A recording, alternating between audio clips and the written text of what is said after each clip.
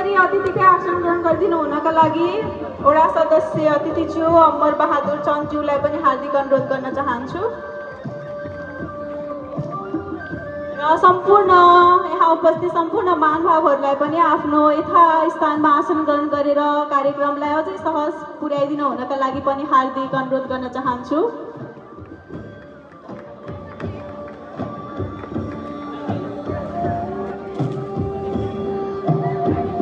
अब भने आसन ग्रहणको कार्यक्रमलाई यही यथावत राख्दै अब भने कार्यक्रमलाई अगाडि बढाउन गइरहेको छु।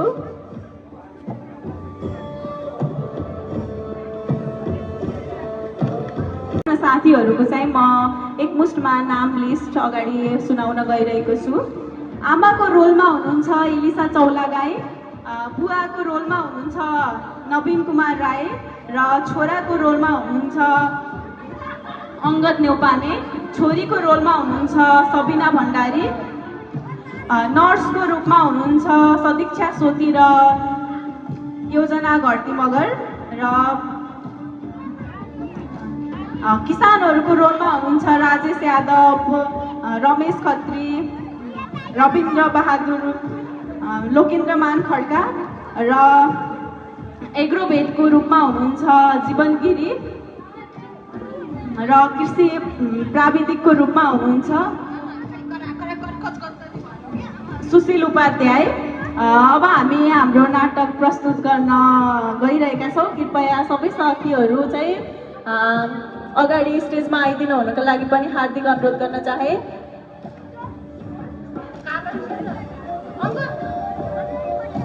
हेलो सबैजना साथीहरू चाहिँ अब इन्जोय लिनुहोस् है त सडक नाटकको।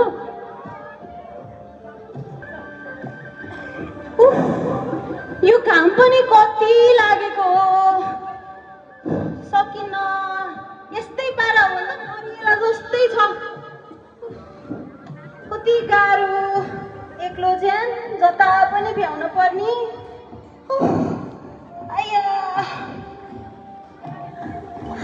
आइया बुढेसकाल लागेछ हौ, बुढेसकाल लागेछ। अब सकिन्न। यो घाम पनि कति फेरि हो कि मरिन्छ जस्तै छ। चैत मसान्तमा यस्तो छ, वैशाख जेठमा के हुने हो। यो गरी खान दिँदैन हामी किसानलाई। आइया कक्रक्क ढाड दुखा देख्दाखेरि पनि ढाडै थलक्क बाँचे त। कति काम हो यो एउटा बुढी ज्यान, जता पनि काम गर्न पर्ने आफैले, कतै नभ्याउने। दुईटा छोरछोरी छन्, कहिले डाँडा कहिले पाखा, कहिले घरमा देखा पर्दैनन्, यी आँखाले कहिले देख्दैनन्। एउटा भएका बुढा पनि कहिले तल कहिले माथि, कहिले यो आफ्नो बुढीलाई सघाउ भन्ने त कहिल्यै आउँदैन। म त सक्दिनँ के बा, सक्दिनँ। यस्तै पारा हो भने सकिन्न। यो ज्यान कति दुख्ने, यो घाम कति लाग्यो।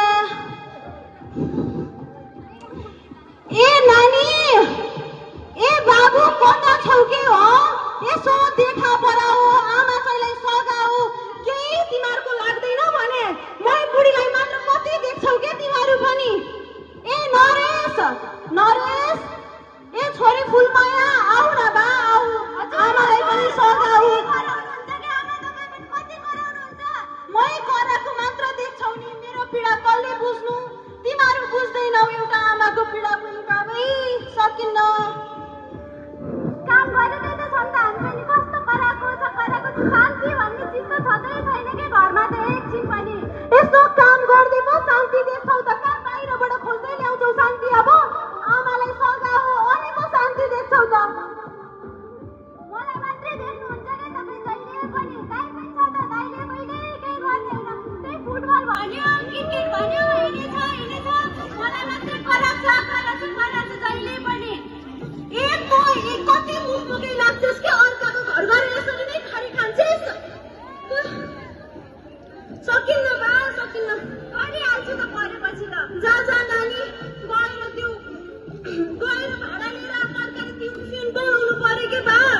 जा पनि थमक्कै भइसक्यो। दाइ पनि कहाँ गएको खै? तेरो दाइलाई बोला त। घरको केही काम गरेको छैन तेरो दाइ पनि, लखर लखर डुल्छ मात्र। घरमा त एकछिन पनि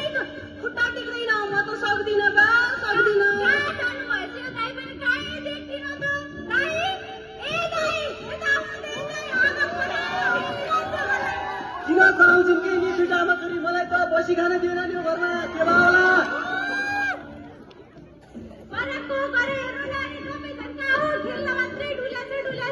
म त सक्दिनँ दुईटा भेटेकी झगडा मात्र हुन्छ यिनका बाउले पनि कहिल्यै सुख दिएनन् यिनीहरूले पनि कहिल्यै सुख दिएनन् एउटी आमा जता पनि पेले हान्न कहिले खेत जाऊ आफै भटारो खाला आफै कहिले काहीँ त देखाउन बाबु म दुखी आमाको पनि पीडा हामीले क्या बसेरै खान्छौँ कामै गरेको अहिलेसम्म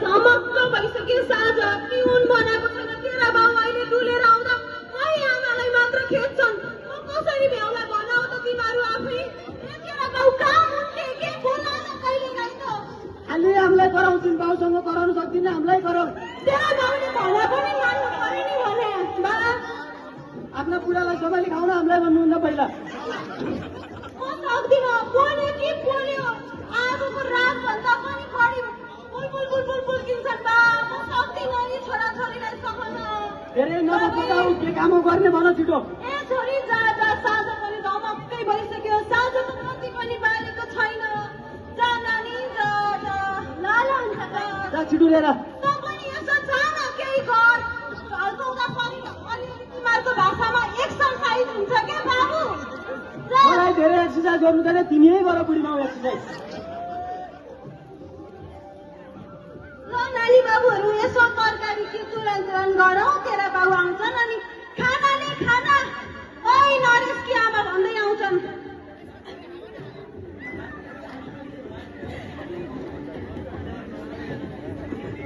कति मोबाइल चलाउँछु के काम गर खालि आमाले त्यो लाग्दा मलाई गाली गर्छ छोरी भएर काम गर्नु छैन गर तिम्रो आमा छोराले एकछिन मोबाइल हेरेको त देख्नै पाएन भक्क त हेरेर छु मोबाइल कति खपरो ठाडोले गर्दाखेरि के बिग्रेको घरको काम केही नसम्हालेको कसरी घर गरेर खानी हुन् पहिले आमाको संस्कारमा आउँछ पछि सबै ए गराउन सिकाउन गर्दा भन्छु यही खपरो ठाडो बोकेको छ बसेको छ भयो के दिन भयो के नपराउँदा आउँदा बाहिर आउनु पर्यो एउटा टिकटक बनाएर खालि टिकटक जतिखेर लाग्यो ठिक्क पारे उभियो के हो आमा हल्ला नगर काम गर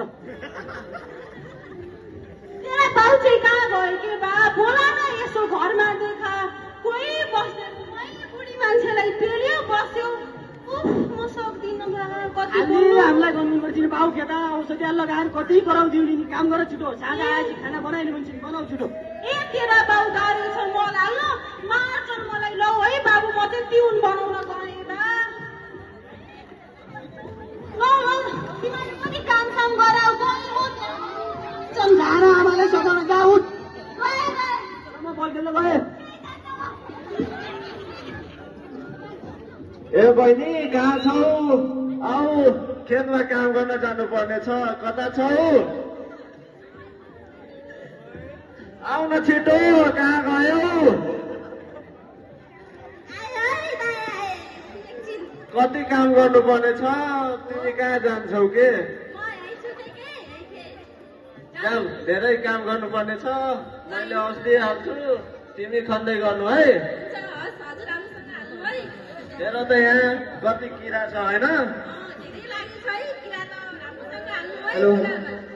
ल ल म हाल्दै गर्छु तिमी कुटो लग अनि खन्दै गर उतातिर है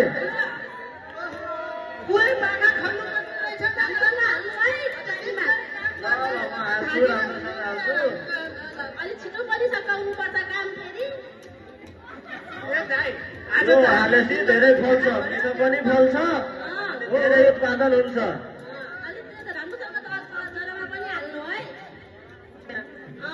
ल म जरामा पनि हाल्छु पाता पनि हाल्छु पातमा धेरै किराहरू हुन्छ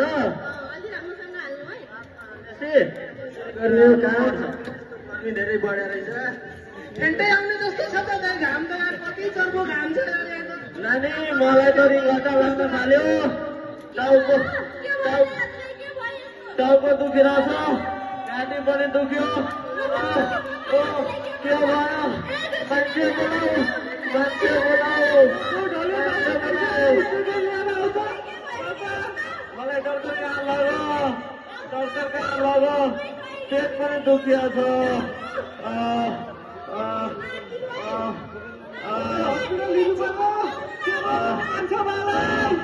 पेट दुख्यो आँखा पनि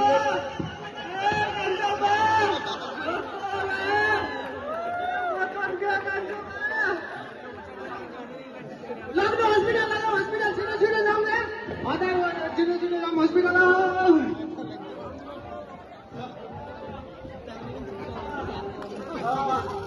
पेट आउँछ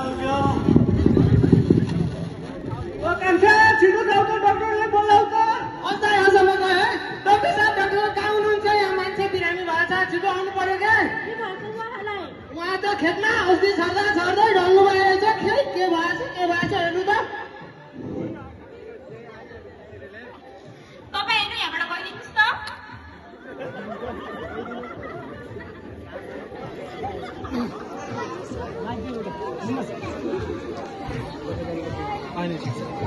हामी बोक्ने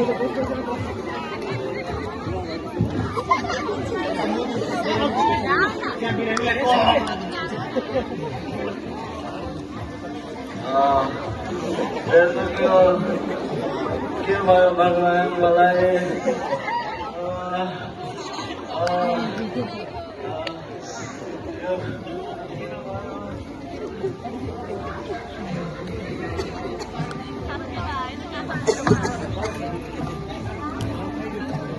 बिरामीको मान्छे को हुनुहुन्छ यहाँ आइदिनुहोस् त मेरो बाबालाई के भयो भन्नु आत्तिनु पर्ने केही छैन डाक्टरले यो औषधि लेखिदिनु भएको छ यो लिएर खुवाइदिनु होला है कता जाने होला मैले डाक्टर कहाँ जानु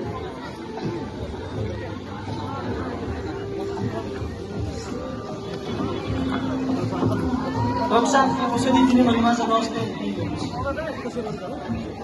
आत्तिनु पर्दैन दिनु भइहाल्छ के भयो होला भन्नु उहाँले जथाभावी विषादी प्रयोग गर्नाले चाहिँ उहाँलाई यस्तो असर देखेको हो आत्तिनु पर्दैन केही दिनमा सन्चो भइहाल्छ बुढालाई काम नगर भने मान्दैनन् खाली दौडे हुन्छन् आमा घर कराएर हैरान छ बसिरहनु छैन के होला नदिनुहोस् आत्तिर हुनु केही होइन त्यो औषधि लगेर खुवाउनु सन्चो भइहाल्छ दिनुहोस् न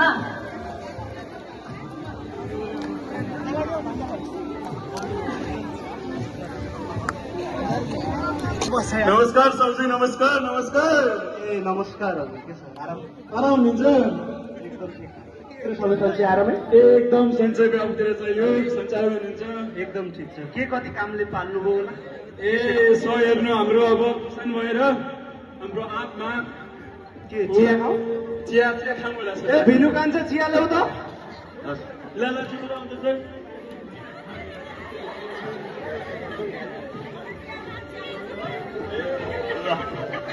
अनि अरू ठिक छ नि अरू सब ठिक छ ल चिया चेस गरौँ त ल अनि घरतिर अरू छ अरू सब ठिक हुनुहुन्छ बाजे भाइ पनि ए बारी घारीमा त जताततै समस्या छ किसान दाजुभाइहरू आउनुहुन्छ सेवा दिन पाइएको छ जो खुसी लाग्छ अलिअलि व्यापार पनि भइरहेछ अब म तपाईँको त्यो समस्यालाई यो आँपका फुलहरू झर्ने यताउता यो समस्याका लागि चाहिँ म अनि त्यहाँ पानीको व्यवस्थापन के कस्तो छ पानीको समस्या त एकदम छ सर खडेरी लागेको बेला सकिन्न हो त्यही भएर कहिलेकाहीँ अनि यो खडेरीले यताउता गर्दा पनि फुल झर्ने हुन्छ त्यसका लागि म केही विषादीहरू यताउता दिन्छु त्यो मजाले लिएर हजुर हजुर अहिलेसम्म जतिजनालाई सेवा दिएँ त्यो सबैजना खुसी हुनुहुन्छ यसलाई चाहिँ अझ उत्पादन पनि राम्रो हुन्छ हजुर सर हजुर यो एकदमै चोइक पार्छ नि मेरो रोगले हजुर है एकदम त्यो सब ठिकठाक छ म चाहिँ जति पैसा पनि हाल्न तयार छु मलाई जति सक्दो चाँडो रिजल्ट चाहिन्छ है सर हो यसका लागि हामी तपाईँहरूलाई यसकै लागि हामी यहाँ बसेका छौँ ठिक छ यो भाइले चिया पनि मिठो बनाउँछ तपाईँको समय खाए जस्तो लाग्यो एकदम अनि मैले कसरी प्रयोग गर्नुपर्छ नि यसलाई के गर्नु सर यो चाहिँ मैले तपाईँलाई दिन्छु यसलाई चाहिँ 2 ml यो औषधिमा हजुर अनि 1 लिटर पानी हाल्नु होला अनि बिहान अथवा बेलुकातिर लिएर छर्नु होला हातमा केही पन्जा मास्कहरू मुखमा लाउनु होला है हजुर हुन्छ ल ल म आज साँझ गएर छरिहाल्छु है ल हस् ल धन्यवाद हजुर सेवा गर्ने मौका दिनुभयो यसका लागि हामी आभारी छौँ धन्यवाद आउँदै गर्नु होला नबिर्सिनु होला है फेरि हुन्छ सर हुन्छ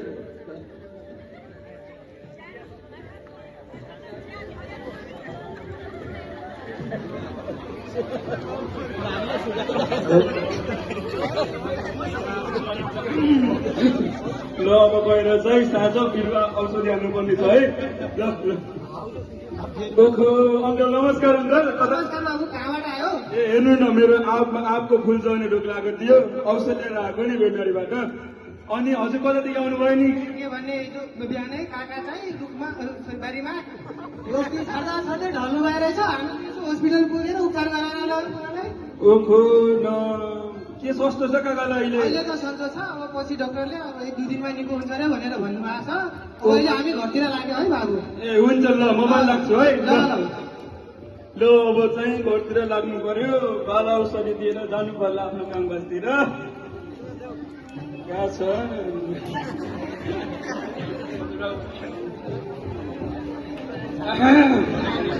पनि पनि अचाउँछ त ल बस बस्न लागि चाहिँ त्यो तालिममा जानु थियो जानुपर्छ ओखो जेटे सब नमस्कार नमस्ते बाबु कताबाट आउनुभयो ए मैले औषध लिएर आएको नि जेटे साहब आपमा फुल फुल्ने रोग लागेको थियो फुल झर्ने त्यही रोग आउनुभयो ए त्यो ल्याएको नि एग्रोबोटबाट यो औषधि होइन नि यो त विषादी हो यसले हाम्रो शरीरमा धेरै असर गर्छ अनि म यही विषादी सम्बन्धी तालिम दिन चाहिँ अर्को गाउँमा जाँदैछु अर्को गाउँमा पनि दिने भनेको छु हजुरले चाहिँ सबै गाउँलेलाई चाहिँ गाउँले किसान दाजुहरूलाई चाहिँ बोलाइदिनु ए हुन्छ हुन्छ म सबै जानकारी गराइदिन्छु पर्सि आउनुपर्छ है ल हुन्छ हस् हुन्छ भोलि 4 बजे सबैलाई बोलाइदिन्छु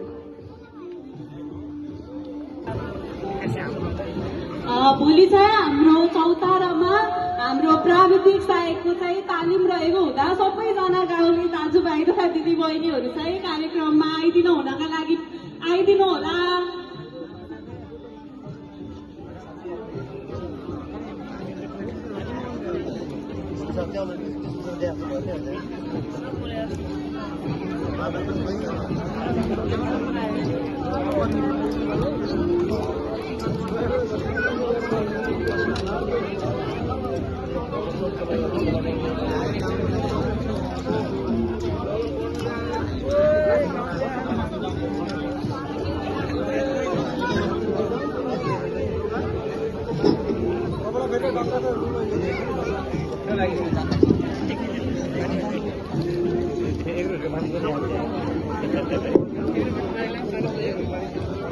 अब आज हाम्रो प्राविधिक सर आएर चाहिँ हजुरहरूलाई चाहिँ जनचेतनामूलक चाहिँ तालिम दिन लाग्नु भएको छ अब हाम्रो प्राविधिक सहायक सर चाहिँ आइसक्नु भएको छ है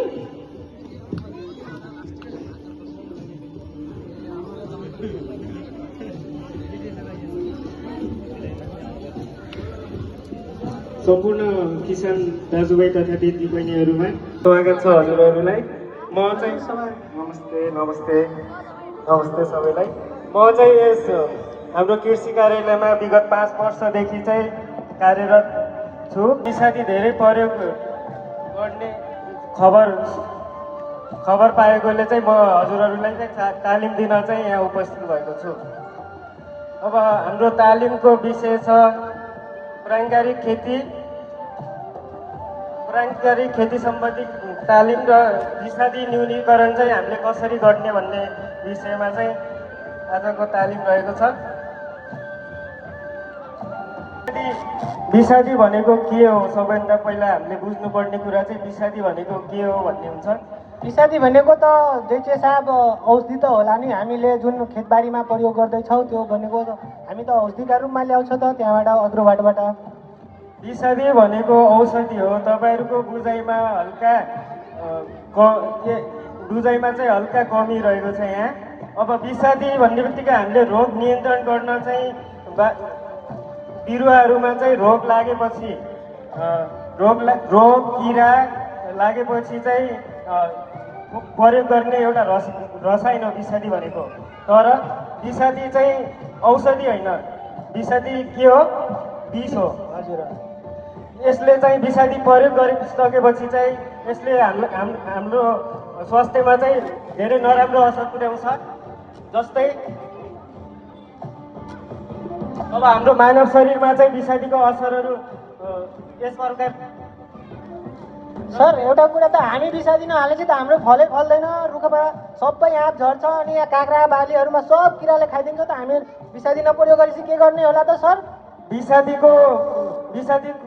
प्रयोग चाहिँ गर्दै नगर्ने भन्ने पनि हुँदैन। हामीले रासायनिक विषादीको चाहिँ प्रयोगमा चाहिँ कमी गर्नु पर्यो। प्रयोग गर्नु भएन। त्यसको विकल्पमा चाहिँ हाम्रो जैविक विषादीहरू पनि हामीले बनाउन सक्छौँ।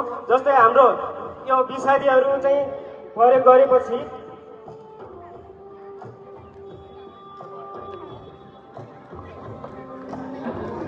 विषादी मानव शरीरमा प्रवेश गर्ने माध्यमहरू चाहिँ के हुन सक्छन् भनेपछि हाम्रो सुरुमा चाहिँ हाम्रो आँखाबाट प्रवेश गर्न सक्यो, अनि मुखबाट, अनि श्वास प्रश्वासबाट, अनि खालाबाट चाहिँ हाम्रो शरीरमा जाने गर्छ। यसको विषादीको चाहिँ तत्कालीन असरहरू चाहिँ हाम्रो धेरै पसिना आउने, आँखा रातो हुने, आँखा पोल्ने, नाक पोल्ने र दीर्घकालीन असर भनेको हाम्रो क्यान्सर जस्ता घातक लाग्छ। अनि वंशाणुको गुणमा चाहिँ परिवर्तन हुन्छ। ट्युमरहरू आउने, ट्युमरले गर्दा पछि यसले क्यान्सरको रूप लाग्न सक्छ। मुटु कलेज र मृगौला देखिने, सर्जन विकृति, बाजु घर गर्भवती, स्नायु सम्बन्धी रोग, खारे रोग जस्ता रोगहरूमा दीर्घकालीन रोगहरू लाग्न सक्छ।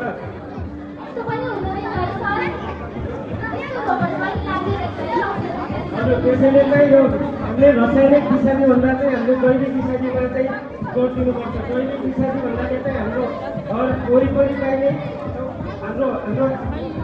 हाम्रै साह्रो प्रयोग गरेर, जस्तै निमको पातहरू, गोजो, अशुभहरू, गाईको गोबर, गाईको मूत्र प्रयोग गरेर चाहिँ हामीले झोलमोल जस्ता जैविक विषादीहरू चाहिँ बनाउन सक्छौँ।